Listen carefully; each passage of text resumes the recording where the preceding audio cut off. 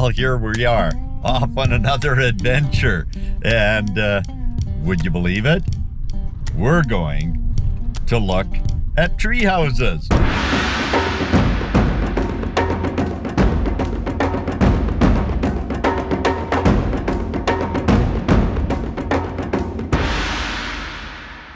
More to come.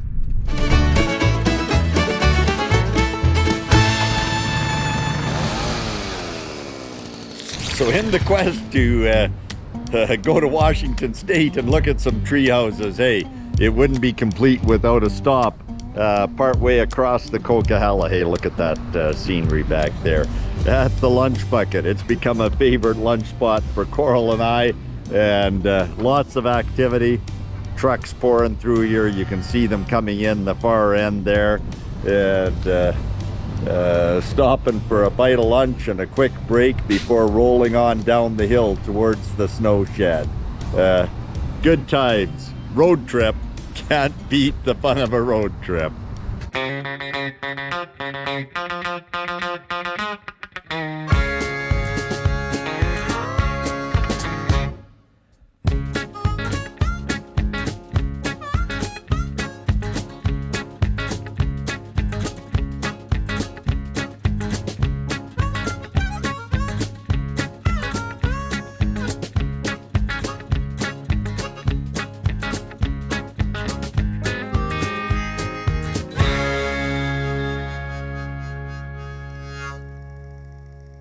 Okay, so here we are. We've come up the bumpy road and we parked in the designated parking spot, and now we're off up the road. Apparently, the much anticipated treehouse is up this way. Oh, here we go. Okay.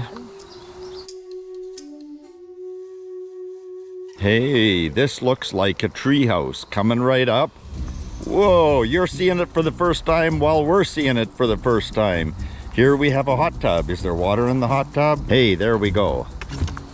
Okay, and there is... Oh wow, look at that. Look at that. The treehouse. You know what? I'm intrigued by how this is pinned to the tree without harming the tree. We have a pretty incredible walkway here. Love the woodwork. Yeah, wow, that's to die for. I'd be afraid of heights to stay here. Oh wow, look at this. We're gonna get close-ups of all of that. Properly wired. Everything we were told is that this was permitted, engineered, and correctly permitted during the build. Whoa. Too much fun! Too much fun. No wonder they had us sign a waiver that committed us to not sitting Not suing them if we on these railings here. Coral's got our code figured out. There's an ant. Join the ant. Hello, ant. Ew.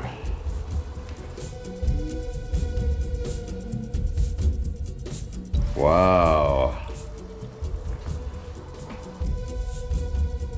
First impressions, and I'm just going straight for the view here. Thanks for coming along on this journey with us. I hope you're enjoying it as much as we are.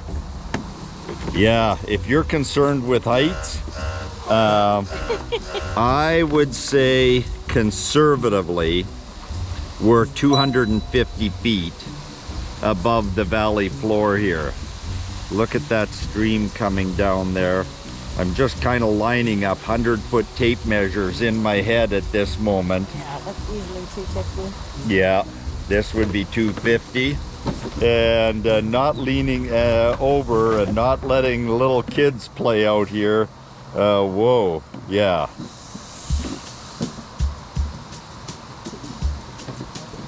And then out to the view, and over there in the far distance you can see some highway traffic. We're picking up a little bit of noise, but this is absolutely spectacular. They did this And they did it right. Look at that. Looks like rainforest. All of those cedars, they definitely get rainfall here. Okay, so that was our first impression. Now we're gonna do, for those of you that are interested in a little more detail, we're gonna cover that. And we're gonna frame this as treehouse number 1 of this adventure trip. Another one coming right at you. We'll probably confine that to a separate episode. So this is in a rainforest, and if you want proof of that, look at these mushrooms down here, and look at the ferns and the foliage all around us. A proliferation of cedar trees. So this is north of Seattle, and definitely rain country. What a wonderful little bonus. So there's a great little 2-person, 4-person if you're really good friends, hot tub sitting right here.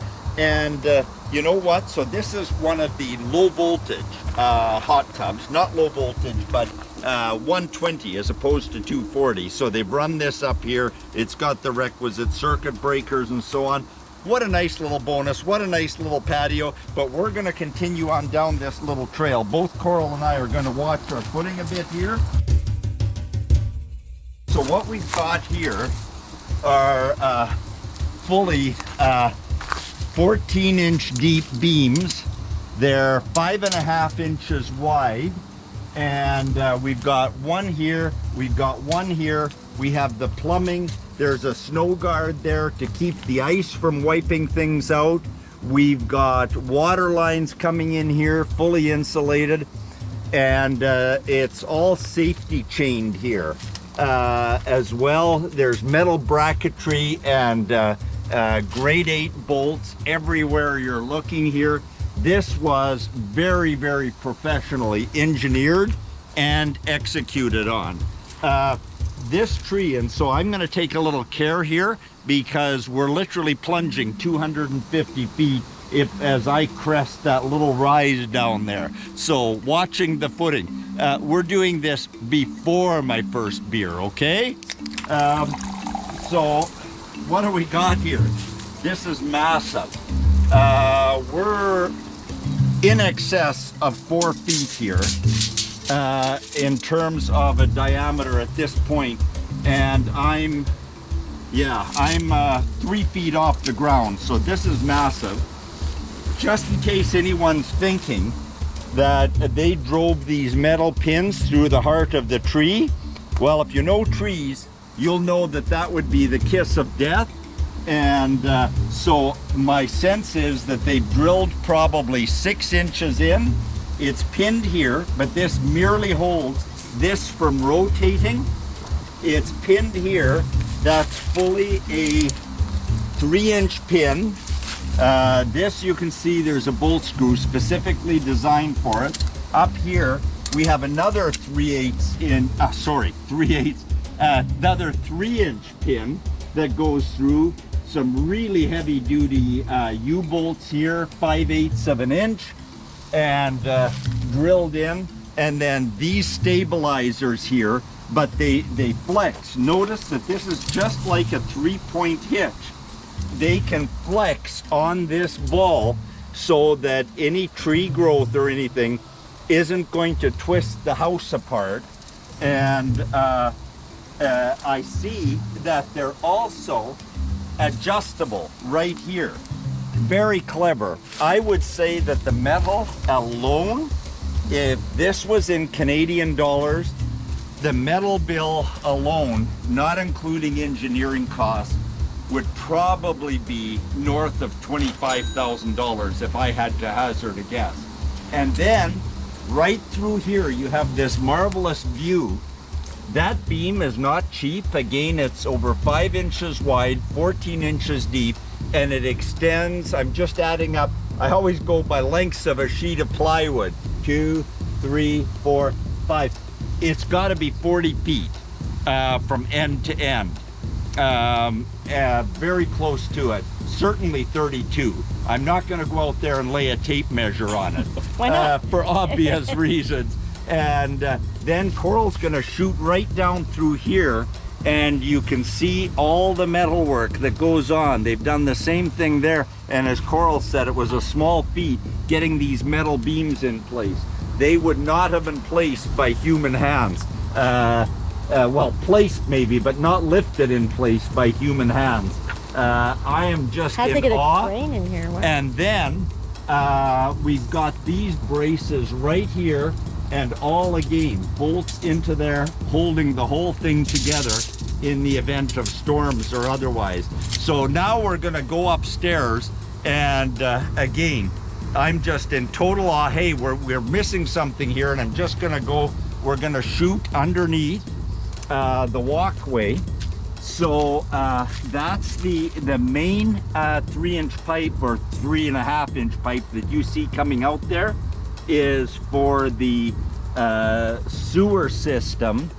And they've got something over there under the green lid to deal with that. And there's electricity going in, so they must be treating it, my guess would be, with some ultraviolet, but it's well insulated. Look at the chicken wire and the leaves around it. So they've insulated that for all sorts of weather. I was remiss in mentioning that Coral had informed me that this is rentable in the winter, and that little bit of a bumpy road we came up, well, they suggest in winter, depending on weather conditions, you may have to park at the bottom, you may have to hike in.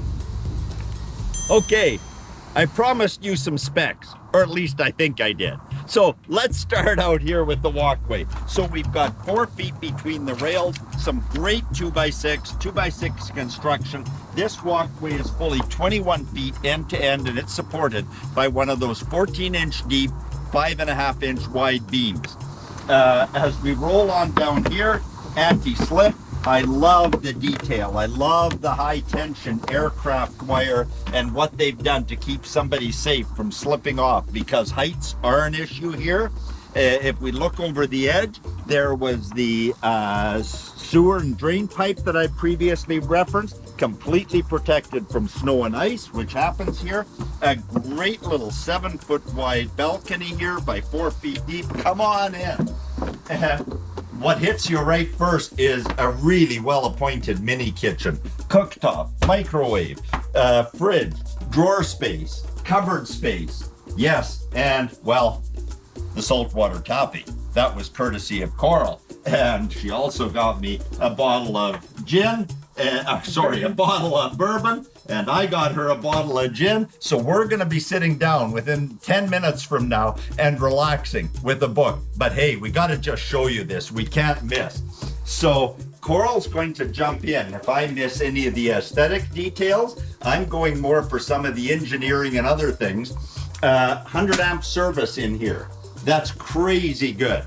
This is wired up for everything. There's a great appointment of plugs, and there's different colors of lighting in here.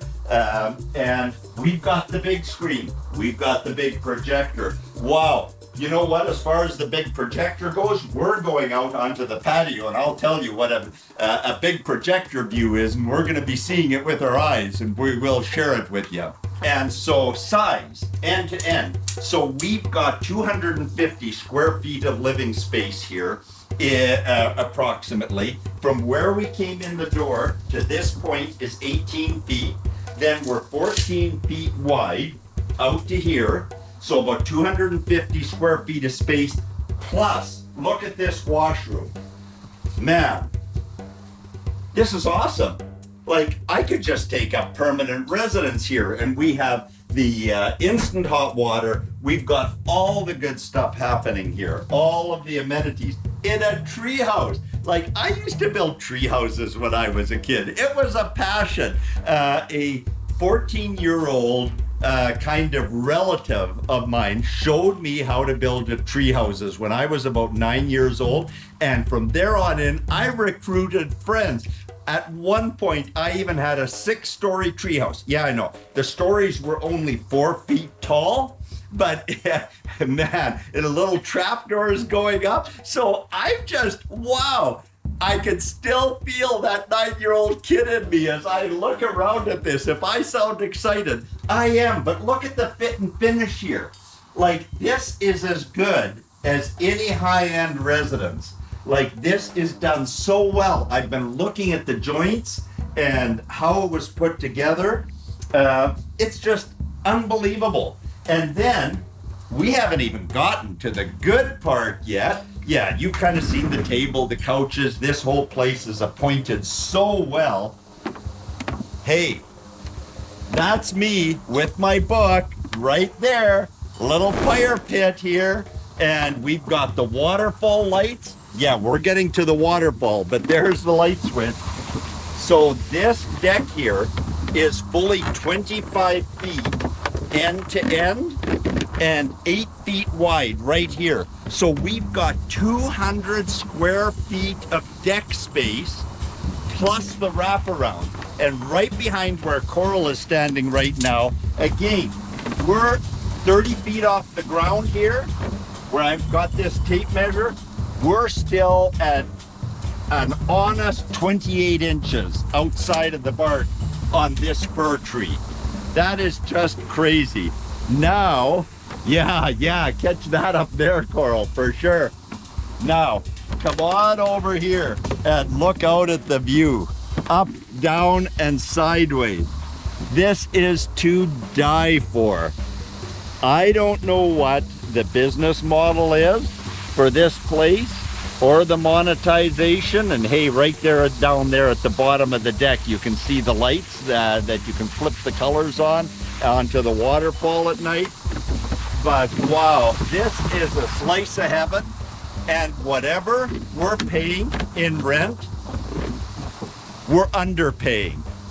Okay, you know what? It's book time. And for those of you that have been following the channel, you know that trucking and truckers are one of my passions. This was a gift from son Rick for this past Christmas. I'm going to be sitting down, very amusing. It is the perfect read for an afternoon like this.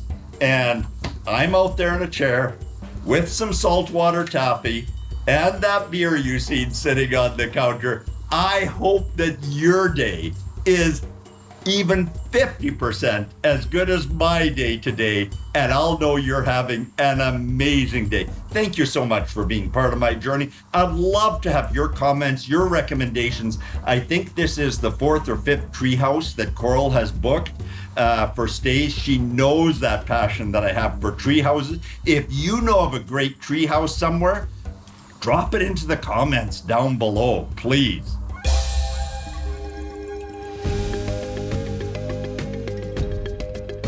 And we're now officially headed for Treehouse Adventure number 2. And if you wonder why we've got the truck and camper, hey, we're extending beyond the Treehouse Adventure and we're going to do a little bit of How you There's doing? a little machine, but there's a little machine there, but Yeah, you just that's good. creep up behind We it. noticed yesterday that You'll be fine. it was needed. So, are you guys the owners? Yeah.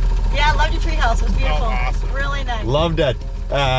We'll be in touch with you. Sorry, I've got you on video here, but we totally enjoyed it. Like 7 stars out of 5. And I did a feature-length video. We're going to post it on it probably 8-10 minutes. I've got a YouTube channel and it is spectacular. Yeah. Really well done. Built out of I should love. pause that, honey. Oh, wow. Trying to spare no expense. No, you didn't. And Yeah. that's what we were talking about. I was like, holy smokes, will they ever get their money back?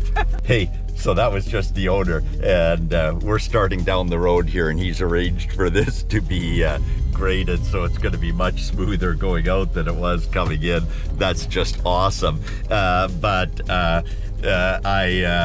I shut the video off there, because I just wanted to have a real conversation without a video in his face, and I said I estimated the metal underneath the treehouse that's supporting it to be $25,000. I said I was probably light, and he didn't name a number, but he said, yeah, it was more than that.